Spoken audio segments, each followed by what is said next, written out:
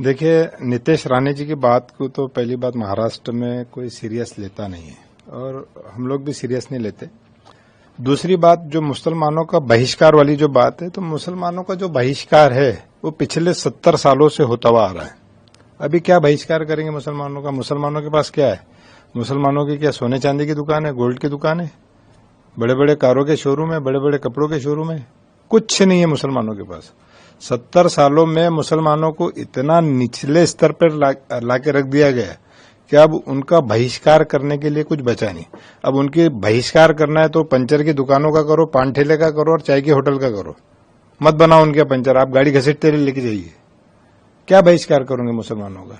बहिष्कार करने लायक कुछ बचा नहीं है भाई मुसलमानों का। जो 70 सालों में मुसलमानों का बहिष्कार हुआ है, उससे बड़ा और कोई बहिष्कार मेरे समझ में ऐसा है कि मैं जानता हूं कि उससे बड़ा कोई बहिष्कार नहीं। और दूसरी बात यह है कि जब तक महाराष्ट्र में देवेंद्र फडणवीस जी और गडकरी जी जैसे लोग हैं, यहां पे सबको न्याय मिलता रहेगा।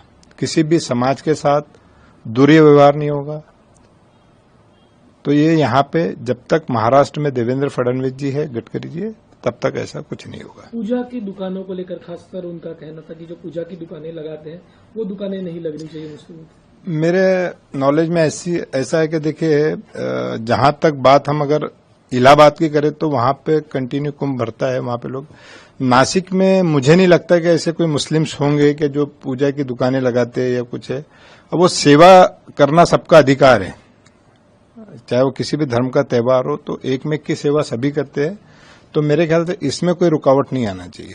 लेकिन इस तरीके के बयान देना, देखिए, वो इस तरीके के बयान देने से उनको ऐसा लगता है कि मैं बड़ा बन जाऊंगा, तो वो बिल्कुल ठीक नहीं है। उनको काम करना पड़ेगा जमीनी स्तर पर। जो महाराष्ट्र के मुख्यमंत्री ने किया है और भी जो बड़े बड़े नेता है उन्होंने जो काम किया है, उस लेवल पे काम करके ही आपको ऊपर जाना। देखिए, किसी भी आपने देश के जो अच्छे सनातनी या बड़े सनातनी लोग हैं, उनसे कभी ये बहिष्कार वाला, मुसलमानों का बहिष्कार करो, क्रिश्चियनों का बहिष्कार करो, किसी कम्युनिटी का बहिष्कार वाला शब्द सुना है क्या आपने?